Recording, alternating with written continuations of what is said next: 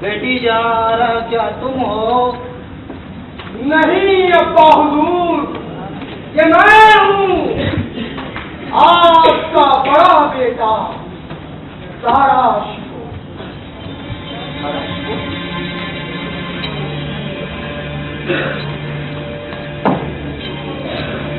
نہیں، یہ تمہاری آواز کیسے ہو سکتی ہے؟ تم تو اس دنیا سے کوچ کر کے ہمارے معبود کے پاس جا چکے ہو۔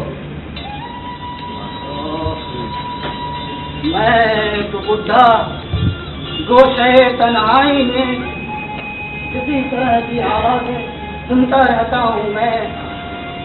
آخر یہ سب کیا ہو رہا ہے میرے ساتھ؟ نہیں ابا حضور، میں آپ کو وصیت دینے کے لیے نہیں آیا اور نہ ہی آپ کھاتے ہیں۔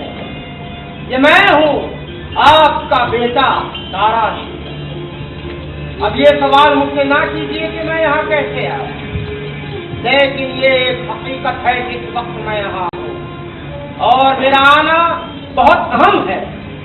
میں نے آپ کو اپنے بارے میں باتیں کرتے ہوئے سنا کہ میں نے اپنشد کو فارسی میں ترجمہ کیا۔ آپ جانتے ہیں کئی مرتبہ ویدوں کے موضوع پر گفتگو کا سلسلہ ہوتا ہے، اسے تو ایک عرصہ بیت گیا ہے اور کسی نتیجے پر پہنچے بغیر ہی ساری گفتگو ادھوری رہ گئی۔ اب تو وہ حالات ہی بدل گئے، پھر بھی اس موضوع پر تبادلہ خیال کرنے کی گنجائش تو ہے نا۔ یہ میں کس سے باتیں کر رہا ہوں؟ کون ہے یہاں پر؟ یہ ایک تعلیمی شبی، تم کوئی بھوت ہو یا بھٹکی ہوئی کوئی روح؟ اسی طرح کی آوازیں سنتا رہتا ہوں میں۔ میرے لیے یہ کوئی نئی بات نہیں ہے۔ میں ایک بڈھا گوشے تنہائی میں، اور یہ آوازیں کیوں میرا پیچھا لیے ہوئے ہیں؟ ابا حضور، یہ میں ہوں، آپ کا بیٹا تارا شکو۔ ہاں، مجھے تمہاری آواز سنائی دے رہی ہے، لیکن تم چاہتے کیا ہو؟ میں تو یہاں صرف اپنے سوالوں کے جواب کی تلاش میں آیا ہوں۔ کون سے سوال؟ کیا آپ نے کبھی یہ تصور کیا ہے کہ آپ وہ نہیں جو آپ اپنے آپ کو سمجھے ہوئے ہیں؟ وہ نہیں جو میں اپنے آپ کو سمجھے ہوا ہوں، تو پھر کیا ہوں میں شہنشاہ شاہجہاں ہوں، لیکن اس وقت کوئی اور تخت نشین ہے۔ جب تک میری سانس چل رہی ہے میں ہی شہنشاہ ہوں، سمجھے تم؟ میری موت کے بعد تم لوگ آپس میں جھگڑتے رہنا۔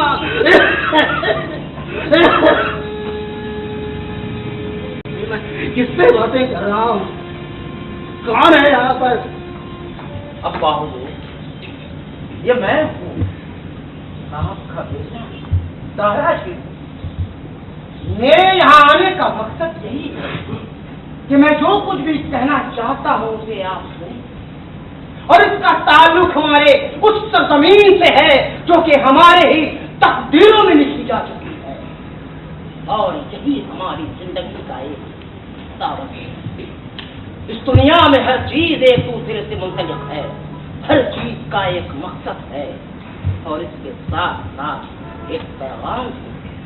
سچ تو یہ ہے کہ اس دنیا میں ادنا سے ادنا چیز کا بھی ایک مقصد ہے۔ جانتا ہوں میں یہ سب کچھ، تم کہنا کیا چاہتے ہو؟ میں کہنا چاہتا ہوں کہ آپ ایک اوتار ہیں۔ تو تم یہ کہنا چاہتے ہو کہ میں ایک ہندو ہوں یا پھر اسی قسم کی کوئی شخصیت؟ نہیں ابا، آپ وہ نہیں جو آپ اپنے آپ کو سمجھیں، آپ تو انسانی شکل میں ایک مجسمہ ہیں۔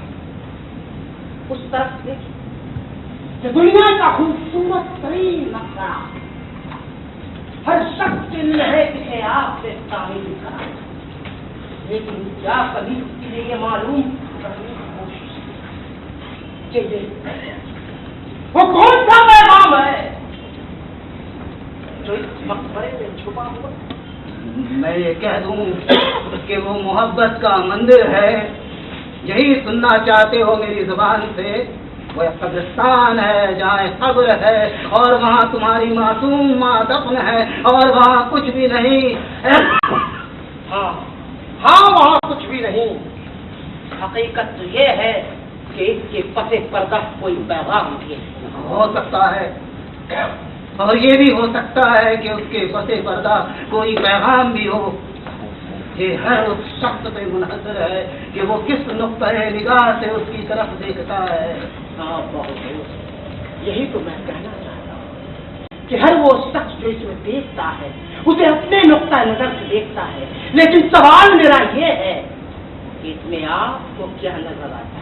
نظر آتا، میں دیکھتا ہوں کہ وہاں تمہاری معصوم ماں دفن ہے، لیکن جب آپ اس شے نشی میں گھومتے رہتے اور آپ کی نظر اس عمارت پر پڑتی ہے تو کیا آپ کے آنکھوں میں آنکھیں نہیں گرتی؟ آپ کو اپنی بے بسی پر الجھن نہیں ہوتی؟ آپ کو اس کے قریب تک نہیں جا سکتے؟ آپ کی تو مجال تک نہیں کہ آپ ہماری ماں کی قبر پر جا کر فاتحہ پڑھ لیں۔ یہ سچ ہے، میں کیوں نہیں جا سکتا؟ آخر میں وہاں جا کر فاتحہ کیوں نہیں پڑھ سکتا؟ یا اللہ، ایسا کیوں میرے اللہ؟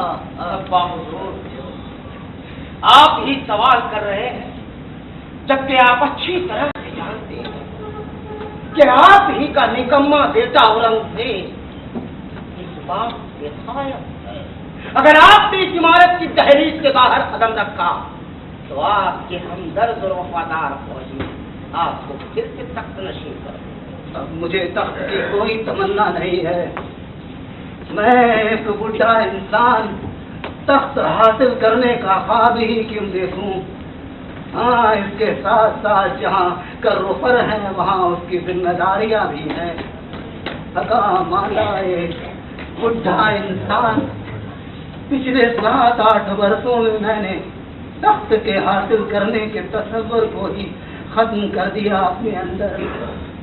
لیکن افسوس اس کا ہے کہ اورنگزیب اس حقیقت سے آگاہ نہیں، یا ہو سکتا ہے اسے بات کا اعتبار نہ ہو، اسے تو خوف ہے کہیں آپ کی رعایا بغاوت نہ کر دے۔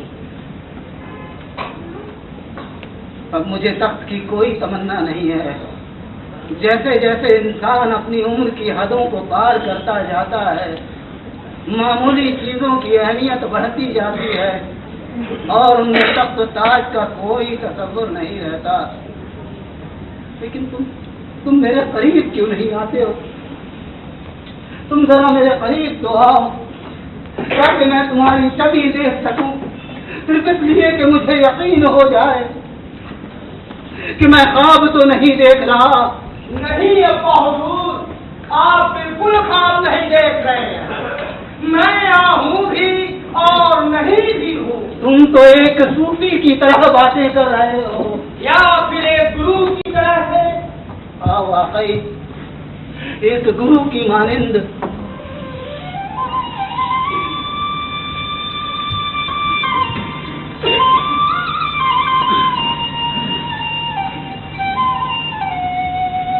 ان سب راستوں ایک ہی منزل مقصود ہے اور وہ ہے رب العالمین کی ذات، جو مختلف ناموں سے یاد کیا جاتا ہے۔ ایشور، خدا، بھگوان اور اللہ، یہ سینکڑوں ناموں سے منسوب ہوتا ہے اور کسی نام سے بھی یہ سب جذب ہو جاتے ہیں معدومیت اور برہمانی وحدت کرتا۔ تم کہنا کیا چاہتے ہو؟ میری سمجھ میں کچھ بھی نہیں آ رہا ہے۔